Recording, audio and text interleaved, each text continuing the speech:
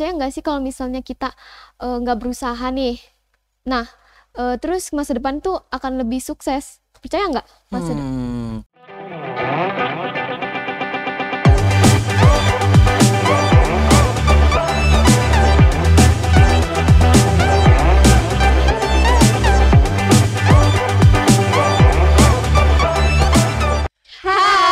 Welcome to Geliat Necis Bisa Podcast. Geliat Necis Bisa Podcast, podcast inspiratif, kreatif, dan motivatif. Halo, aku Haifa Husna Khairunisa. Di sebelah aku ada... Halo, aku Selviana Putri. Dan di sebelah Haifa ada... Hai, saya Reza Faizal Aldriansyah. Di episode kali ini kita sudah kedatangan narasumber yang sangat spesial. Kira-kira siapa nih? Siapa ya? Nah, kebetulan narasumbernya sudah ada tengah-tengah kita nih. Halo yaitu semua. Kak Faiz Raihan Mubarok. Halo semua penonton. Kakak ini kira-kira siapa sih? Oh iya, siapa ya? Siapa aja? Kakak ini kebetulan adalah alumni SMP Necis juga. Kalau mau tahu lebih jelas, mending kita tanya-tanya langsung ke kakak ini. Halo Kak, selamat datang ya di Geliat Necis Bisa Podcast. Halo semua, perkenalkan dulu kali ya. Iya. Oke, nama aku Faisal Mubarak dan saya ini alumni tahun 2019. Pokoknya sebelum pandemi gitu. Wih, Baru sebelum lulus. pandemi menyerang. Pandemi menyerang. Ya. Bukan lulusan corona. Sebelumnya gimana nih Kak perasaannya bisa berada di ruang podcast ini? Jujur ya, saya sangat-sangat wah, ini ruangan podcast untuk SMP. Ini pertama kan di Cilimus ya. Iya. Betul. Mungkin di Kuningan juga bisa jadi yang pertama. Dan ini ruangan podcast yang menurut saya sangat-sangat bagus, sangat mewah dan juga sangat-sangat dari segi alatnya, dari segi barang-barangnya juga sangat-sangat memadai gitu. Jadi emang ini salah satu ruangan podcast yang paling bagus mungkin di Kuningan dan juga saling memadai. Bangga sih saya bisa di sini gitu. Gila, gokil. Makasih Kak. Gokil. Sak, Selfie. Nah, tadi kan Haifa nanya nih Kak, kalau Kakak itu berada di sini untuk apa sih Kak? Oke. Coba Kakak jelaskan. Oke, buat para penonton ya. Sahabat Geliat Kak. Oke, sahabat Geliat sebutannya. Oke, untuk Iya. sahabat Geliat yang belum tahu atau nggak tahu saya sih mau ngapain sih di sini tuh. Oke, di sini saya kebetulan menjadi duta literasi di Kabupaten Kuningan dan di sini saya ingin menyampaikan beberapa kayak apa sih kebermanfaatan literasi, apa sih literasi itu. Jadi untuk pedoman kalian juga bahwasanya literasi itu adalah satu komponen pembelajaran yang sangat-sangat penting untuk kita pelajari di hidup dan juga untuk di masa depan gitu. Nah, tadi kan Kakak sudah menjelaskan bahwa Kakak ini juara satu, tadi belum juara satu Iya, di Kabupaten Kabupaten. Kuningan sebagai duta baca. Nah, kalau misalnya mau jadi duta baca berarti kan harus suka membaca nih Kak. Ya. Kakak tuh membaca terpaksa atau karena apa gitu? Nah, kalau misalnya membaca menurut Kakak itu hobi atau kebutuhan? Oke, gini, aku ada cerita dikit ya. Iya. Ini pas masih kecil itu saya sangat-sangat didoktrin oleh orang tua saya untuk membaca. Oke, buat anak kecil mungkin males banget untuk membaca ya. Tapi ibu saya itu punya satu cara di mana saya tuh disuguhin atau disuruh nonton kayak film Ultraman kayak gitu. Iya. Yang tentu itu bukan bahasa Indonesia dong. Pakai subtitle juga ya. Subtitle dan ujung-ujungnya membaca juga, Iya. ya kan? Jadi saya dikasih tontonan atau animasi bergerak di mana saya nonton ini aksinya bagus, tapi kan saya nggak ngerti bahasanya. Jadi mau nggak mau saya harus membaca. Iya. Itu terlatih membaca sejak usia dini dari doktrin orang tua dan juga orang tua yang menyediakan fasilitas. Dan untuk pertanyaannya, emang duta baca harus rajin membaca ya? Pertama ya, itu adalah salah satu komponen utama gimana kita jadi duta baca atau gimana kita dalam paguyuban literasi disebutnya. Iya. Jadi untuk Geliat Necis, Bisa. oh ya, Geliat Geliat Necis, untuk teman-teman Geliat Necis kalau ingin bisa memiliki kesempatan untuk menjadi duta literasi, mungkin tahun depan atau kalian di SMP atau di SMA itu sangat-sangat terbuka.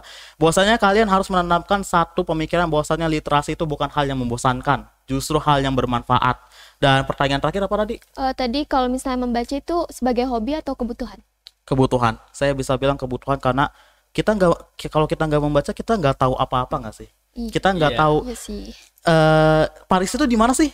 Oke, Paris itu di mana sih? SMP 1 Cilimus di mana sih? Nah, oke, kalau kita nonton on the spot Paris atau kita nonton saya berita-berita di luar gitu, ujung-ujungnya apalagi kita baca juga, Iya. baca juga apa teksnya, di mananya keterangannya, kan kita tidak hanya mendengarkan, bahkan mendengarkan aja itu salah satu komponen literasi. Iya. Jadi di mana-mana itu kita gak jauh-jauh dari literasi. Oleh karena itu, kalaupun kita memiliki hobi literasi tapi perlu kita sadari bahwasannya literasi itu juga atau membaca itu juga suatu kebutuhan, karena mau dimanapun kalau kita nggak membaca ya kita bakal susah gitu. Nah, perasaan kakak nih setelah terpilih menjadi juara 1 duta baca di Kabupaten Kuningan gimana nih? Excited atau apa gimana gitu? Waduh. Itu tuh ada cerita sedikit lagi ya nih. Ini sangat-sangat ini Banyak cerita ya? Banyak banget ceritanya. Kalian kalau mengikuti suatu lomba itu nggak jauh-jauh dari yang namanya nervous. Iya, Pasti iya, dong, pasti. nervous. Oke. Jadi di sini tuh saya tuh memiliki suatu keadaan di mana itu sibuk banget. Dalam waktu 2 minggu saya ada 4 lomba. 4 lomba. 4 lomba dan itu ranahnya nasional, kabupaten dan juga nasional juga. Dan 4 itu berdekatan harga cuma H-2 H-3 doang. Iya, jadi saya tuh harus nyiapin kayak lomba esai, pas itu lomba esai. Senin, Rabu dikumpulin lomba esai. Terus ada lomba debat juga, Kamis atau Jumat pelaksanaannya. Dan juga ada 2 kali seleksi dari duta baca itu sendiri. Yang pertama kayak dari administrasi kayak pengumpulan berkas-berkas kayak gitu, dan itu dikumpulinnya hari Seninnya juga. Hari Senin Berarti minggu depannya. padat ya? Padat banget. Makanya jadi saya bagi waktu antara tugas, sekolah, pendidikan kayak gitu dan juga lomba-lomba itu sendiri. Dan kalau ditanya rasanya gimana, saya sangat-sangat puas banget dari sekian banyak usaha saya kayak siang malam tidur cuma 3 jam 4 jam doang buat ngelesain esai kayak gitu kan. Juga seleksi administrasi itu gak hanya kita pengumpulan berkas loh. Kita bikin kayak PowerPoint untuk dipresentasi nanti, kita bikin esai juga. Jadi itu tuh 2 hal yang emang harus disiapin dari jauh-jauh hari. Dan singkat cerita ini 2 minggu ini udah lewat dah. Saya udah kepilih untuk nanti lomba seleksi yang di kabupatennya. Itu saya sangat-sangat bersyukur. Dan juga lepas dari hari-hari lomba debat kayak gitu, gak ada waktu istirahat, gak ada jeda dulu. Langsung latihan lagi. Langsung latihan lagi. Tapi gimana? maaf ya. Tapi kalau misalnya teman kakak nih suka ngajak main, kakak suka kayak kepengen ikut nggak sih? Kepengen ikut Pengen tapi nggak dong, bisa gitu pasti ya. pengen. Jadi intinya sih profesional aja sih. Iya. Apa prioritas kita dan apa yang tubuh kita butuhin. Dalam artian apa yang tubuh kita butuhin, ya kita jangan terlalu over juga. Oke, kita boleh ambis dalam satu hal, tapi kan harus ingat istirahat juga. Iya. Dan teman-teman saya juga untungnya mereka juga ngerti waktu gitu, kapan harus ngajak main, kapan harus apa gitu. Dan gitu sih. Jadi teman-teman saya juga ngedukung banget.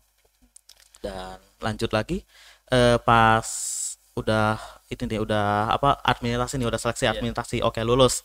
Dan kita langsung loncat deh ke hari H-nya. Dimana saya datang di kabupaten itu, teman saya kan ada 2 perwakilan dari SMA saya. Dimana yang perwakilan pertama itu dapat seleksi nomor 7 untuk maju, dan saya nomor 19. Cukup jam. Nunggu berapa jam? Hampir 6 jam. Dari jam 8 sampai jam 3. Itu perang mental banget. Jadi kan ada kayak unjuk bakat juga. Iya. Unjuk bakatnya bagus-bagus dari SMA lain tuh, kayak Semanda, Semansa kayak gitu. Jadi kan stereotip kalian kan kalau Semanda itu kan wah sekolahnya tinggi gitu, Iya, elit. Nah itu dia. Saya kena beban moral. Waduh, lawan Semanda. Gimana ini lawan Semanda? Dan emang bagus-bagus. Ada yang ikut nyanyi, ada yang cerpen Sunda, ada yang puisi, dan itu bagus-bagus emang. Beban moral banget. Kalau udah ngeliat lawan tuh kayak gitu, iya, terus jamnya juga lama. Nah, ini kita bisa nggak sih lawan ini? Gitu kan pasti ya. Anjir, ini bagus sekali. Wah, ini bagus sekali gitu kan. Waduh, ini saingannya berat. Apakah kita bisa? Baik lagi itu beban moral dan juga itu perang mental. Jadi di lomba itu kalian bukan hanya perlu materi, tapi perlu mental juga. Iya. Gitu. Nih Kak, kalau boleh tahu kakak waktu unjuk bakat menampilkan bakat apa nih Kak? Jujur itu pas-pasan banget sih, jujur. Pas-pasan banget. Pas-pasan. Saya tuh nampilin kritisi buku. Kritisi buku kayak nyebutin siapa sih penulisnya, berapa sih halamannya, dan apa namanya, kapan tahun terbitnya, apa hipnosisnya, dan juga hipnosis itu kan berbeda sama nge-spoilerin kan. Jadi saya harus milih-milih juga. Ini gimana sih caranya membedakan hipnosis untuk ngasih tau hipnosis dan juga spoiler gitu. Untungnya bisa, alhamdulillah itu lancar. Tetapi sejujurnya ini event pertama offline saya loh. Dari di SMA. Jadi lomba-lomba debat sebelumnya itu online semua. Online. Esai online, debat online. Jadi ini pertama kali offline. dan di depan juri. Seruan offline apa online? Offline. Offline. Gini, di offline itu kalian bisa ketemu teman-teman baru. Iya, Gitu. betul. Saya sekarang punya relasi dari Kuningan, dari Ciawi, dari mana punya itu karena satu lomba itu saja. Gimana kalian ikut lomba-lomba yang lainnya gitu? Dapat pacar baru enggak, Kak? Wah. Belum. Saya masih setia ya untuk doi saya yang nonton, saya masih setia. Halo doi, ngapain? Nah, tadi kan Kakak bilang kalau misalnya dari SMA 1 Cilimus tuh ada 2 perwakilan. Iya.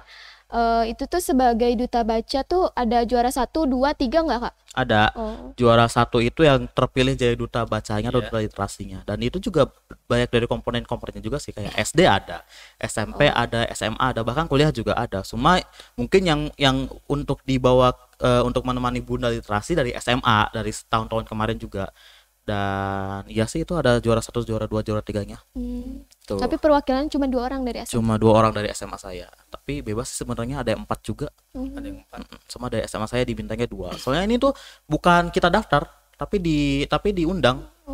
Makanya diundang dan kita disuruh 2 perwakilan gitu. Oh iya Kak, setelah mendengar penjelasan Kakak tadi nih, boleh dong sharing-sharing apa aja sih Kak tips dan triknya itu? Tips dan trik apa? Jadi duta biar baca. bisa jadi duta baca kayak. Oke, bisa. Yang pertama latihan. Latihan itu penting banget. Dimana latihan ini berisinya kan kalau duta baca itu kan seleksi yang offline-nya itu kan kayak kita presentasiin tentang kegiatan-kegiatan yang ada di SMA atau kegiatan-kegiatan yang ada di desa kayak gitu. Dan itu perlu banget yang namanya public speaking.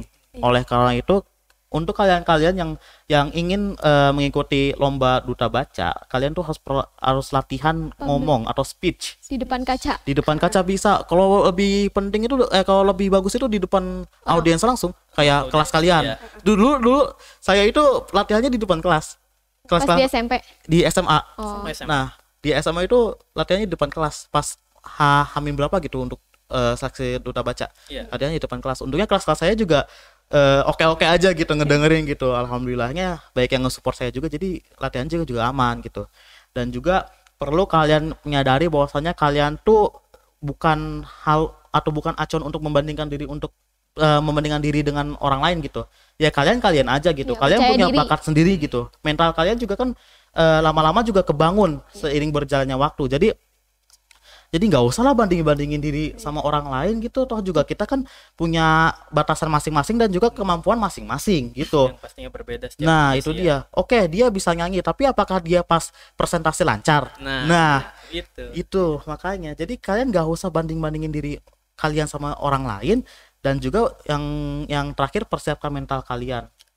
Di balik materi-materi yang kalian apalin, kalau mental kalian nggak ada, jiper atau demam panggung, ngeblank. Pasti ngeblank. Pasti. Kalian ngapain 2 hari nih? Iya. Pas di depan, waduh, lihat juri, 3 orang juri, serem-serem Langsung mukanya. pingsan. Tiba-tiba apa ya? Tiba-tiba Ngeblank langsung. Iya. Pingsan bisa jadi. Bisa jadi. Bisa. Pas ngebacainnya tuh langsung lemes, ketar-ketir gitu. nah, itu dia. Pas Kakak jadi duta baca gitu nggak? Pas Seleksinya itunya, ya. ya itu jujur ya, itu speech paling jelek saya loh, dari pas lomba debat atau dari saya tampil di depan kelas, di depan audiens di sekolah juga, itu tuh speech paling jelek saya, di mana saya ya pertama kali event offline dan langsung depan 3 juri dan juga disaksikan sama teman-teman yang lain. Iya. Itu tuh, dan juga bawa nama sekolah loh, beban moral lagi. Bawa nama sekolah. Oke, kita udah diundang, masa kalah gitu kan. Jadi berat banget, dan itu juga ujung-ujungnya kayak kita tremor juga, ujung-ujungnya kayak aduh, ini bahasa apa dulu, aduh ini pembukaannya gimana kan. Dan juga salah satu aspek presentasi itu kalian tuh kayak bukan cerita, tapi kalian tuh kayak berdiskusi, mengajak diskusi juri. Maka kalian harus menatap juri kalian, bukan kayak ini kan ada infocus gak kayak Iya. gini. Nah, itu iya. poin salah satu poin penting buat kalian ya, Iya. yang pengen presentasi dengan baik atau pengen punya nilai lebih pada saat presentasi, jangan natap infocus. Jangan natap audiens, karena kita sedang berpresentasi, bukan membaca gitu. Makanya. Oh ya Kak, Ayu kamu nanya nih, cara mengatasi demam panggung itu gimana? Sebenarnya ini pertanyaan menarik. Dimana mengatasi demam panggung, mungkin teman-teman sering AE Iya, pas di depan sering. pasti kayak gitu. Itu wajar. Saya katakan itu wajar. Kalau pertama kali kalian presentasi itu wajar. Yang penting gimana tips and triknya adalah jam terbang kita. Semakin kita sering berbicara di depan, semakin kita sering beradaptasi dan juga semakin kita lebih percaya diri. Intinya salah satu menumbuhkan percaya diri itu bukan karena kita membaca teori. Kalian baca teori gimana cara speaking, Iya. 1 buku full, 2 buku full, tapi kalau gak pernah diimplementasikan gak bakal bisa kan? Iya. Gak pernah dilatih apalagi. Apalagi kan kita berbicara di depan umum, bukan di depan buku. Iya. Iya. Makanya itu kita kan berbicara di depan audiens yang tentu mereka adalah makhluk hidup, manusia, bukan kayak orang patung-patungan di mannequin kayak gitu. Makanya kita itu teori nggak penting sebenarnya di public speaking atau untuk kita presentasi di depan. Yang penting itu jam terbang dan juga seberapa kita sering berbicara di depan. Oleh karena itu kan balik lagi guru yang terbaik kan pengalaman, Iya. ya kan. Makanya itu pengalaman kalian semakin banyak, kemampuan kalian semakin diuji, maka itu akan menjadi poin tambahan juga buat semakin suksesnya kalian berbicara di depan umum gitu. Nah, kan sekarang kakak sudah terpilih ya kak jadi duta baca nih. Alhamdulillah. Eh, tugas yang kakak emban apa nih kak sebagai duta baca? Sebagai pionir. Iya. Oke. Kita bahas dulu deh apa sih pendefinisian duta itu sendiri. Duta itu kan pendefinisinya kan adalah seorang pionir, Iya. seorang acuan, seorang kiblat, contoh baik. Dan kebetulan di sini saya konteksnya dalam literasi. Oleh karena itu saya harus menjadi pionir atau contoh baik dalam hal literasi di mana saya tuh harus mengemban tugas di mana saya harus ngasih motivasi ke kalian, harus mengajak kalian untuk mengikuti kegiatan literasi dan juga mengemban tugas seperti menjadi pionir yang baik sih. Jadi gak istilahnya gak munafik. Oke, di depan kamera, di depan audiens kita, ayo literasi baik. Tapi di belakangnya mager nih baca kayak gitu loh. Iya. Itu sebenarnya salah satu toxic activity dari seorang pionir gitu. Makanya berat. Jadi ini tuh bukan penghargaan semata, tapi tanggung jawab sendiri itu loh. Itu yang berat untuk menjadi seorang pionir gitu. Terus kakak kan setelah melewati apa sih tadi Lomba kayak sebagai gitu. duta baca Oh, nih iya. kak, ada nggak sih orang yang gak ngedukung kakak? Terus keluarga kakak tuh dukungannya gimana nih? Oke. Untuk yang ngedukung saya sih saya nggak tahu ya. Soalnya Nggak tahu. dia mungkin dia nggak pernah ngomong. Ya pacar kakak ngedukung nggak? Alhamdulillah. Ah, Pasti kasih. Waduh. Yang pasti kalau yang nggak ngedukung saya nggak tahu. Kayak emang lu bisa gitu. Iya, Nggak pasti nggak ada tahu yang itu nggak kayak tahu. gitu. Tapi yang kaget banyak. Kok bisa? Yang kaget banyak, yang nggak nyangka banyak. Ya alhamdulillah sih. Tapi dari sekian mungkin ada yang ngeraguin kayak ya udah sih formalitas aja. Anak-anak SMA masuk gitu, ikut lomba gitu, formalitas saja gitu kan. Tapi saya menjawab semua dengan penghargaan itu sendiri. Jadi yang ngeraguin banyak, yang kaget banyak, tapi itu semua udah bisa dibuktikan sama ini sendiri nih. Penghargaan itu Demi sendiri. mendapatkan gelar. Ya, Pasti setelah terpilih banyak yang ngedeketin ya kak. alhamdulillah saya masih kuat Terkenal. iman. Gimana nanti pacarnya cemburu? Terus kalau misalnya nih kak, kakak tuh belajar public speaking itu dari SMP atau pas SMA? Belajar public speaking SMP. Dari SMP. SMP. Jujur SMP itu saya mengenal banyak di SMP ini ya, Iya. saya tuh banyak mengenal guru-guru yang lebih mengedepankan presentasi Hmm, dibanding ujian tulis. Untung Iya. itunya sebelum pandemi ya kak. Iya. Nah, itu dia. Sumpah, kalau ini beratnya jadi siswa pandemi juga kalau kita jadi pandemi kita gak pernah ketemu orang, cuy. Iya. Kayak saya punya celetukan satu celetukan di mana kalau pandemi itu manusia tuh bukan jadi makhluk sosial tapi jadi makhluk nokturnal. Iya. Susah tidur. Sumpah, besok libur jadi bawahnya susah tidur. Dan balik lagi saya belajar public speaking sejak kapan? Sejak SMP. Jujur dari beberapa guru yang lebih mengedepankan presentasi itu sendiri itu ngebantu saya banget untuk public speaking lah. Jadi kan oke, presentasi kan untuk kelas 7 atau untuk awal-awal kan pasti baca teks kan. Ya kan, kayak masih gini kan. Tapi sebenarnya yang baik itu nggak baca teks, kita hafal, dan alhamdulillah skill saya itu terasah banget pas kelas 9. mungkin kelas 8 juga iya, soalnya saya kenal saya diajar oleh Bu Novi dan saya itu paling inget di mana ujian remedial itu bukan tulis tapi wawancara. Wawancara. Iya. Wawancara contoh maksudnya? Wawancara kayak ditanya itu BPUPKI apa sih? Jadi kita ngejelasin gitu. Seputar materi PPKI. Iya, materi-materi kayak gitu. Jadi emang udah diasah dari kelas 8 dan saya menemukan bukan jati diri tapi kemampuan saya public speaking di kelas 9. Dan diasah lagi di SMA gitu. Iya sih, biar nggak lihat Google juga. Nah, Sekarang dikit-dikit ya kan, dikasih baca dikit langsung males, terlalu banyak halamannya. Itu tuh yang biasanya jadi masalah. jadi anak-anak masalah sekarang. literasi itu dia. Nah guys, setelah kita mendengar penjelasan kakak tadi nih, Seru banget ya. seru banget ya. Mungkin kakak ada pesan buat kami dan sahabat geliat di rumah. Untuk Motivasi sahabat atau enggak? geliat ya, ingat literasi itu bukan sebuah hobi, saya tekankan lagi, tapi itu kebutuhan kalian. Ini balik lagi ke diri kalian, bahwasanya kalian pengen jadi pribadi yang lebih baik gak sih? Soalnya literasi itu kan berisi tentang pelajaran-pelajaran yang berguna untuk di masa depan, public speaking, membaca dan lain gitu kan. Dan untuk sahabat geliat, kalau ingin lebih mempersiapkan untuk masa depan kalian ya dengan literasi ini jawabannya. Oleh karena itu saya memiliki pesan-pesan untuk kalian bahwasanya kalian tuh harus menyadari bahwasanya kalian tuh masa depan itu masih panjang dan masa depan itu susah untuk diperjuangkan. Betul. Oleh karena itu kalian harus memiliki bekal yang sangat-sangat memenuhi, dan dari segi relasi, dari segi pemahaman, dari segi kita bagaimana ngobrol kayak gitu. Oleh karena itu kalian bisa menjadi pribadi yang lebih baik karena kita belajar dari usia dini, dari usia remaja mungkin. Oleh karena itu literasi itu berisi pembelajaran tersebut. Oleh karena itu jika kalian ingin lebih baik, belajar literasi gitu. Dan untuk kalian bertiga ya, ini wejangan buat SMA Jangan apa kelas gimana? 9 kan? Iya. Iya. Oke. Seputar literasi, bahwasanya literasi bakal kepake banget di SMA.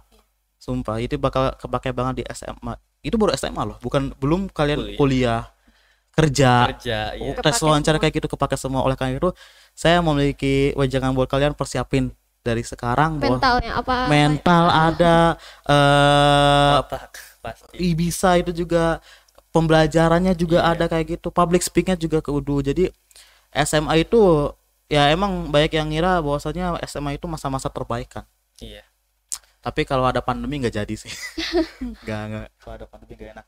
Jadi wejangan untuk kalian dan juga untuk para sahabat geliat bahwasanya persiapin sedini mungkin untuk masa depan kalian, itu yang penting gitu loh.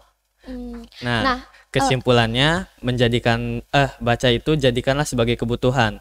Karena kalau kita tidak belajar di masa depan, itu akan membuat apa ya?